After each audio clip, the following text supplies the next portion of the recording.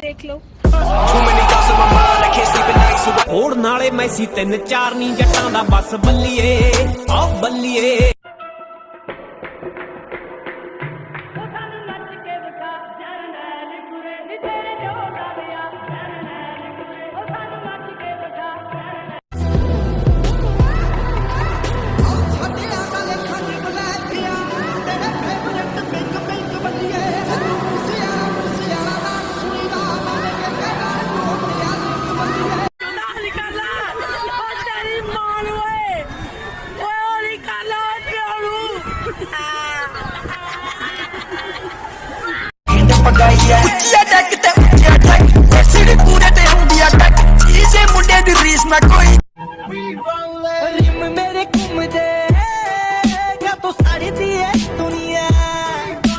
अपनी आकड़ को कृपया अपनी जेब में रखें हो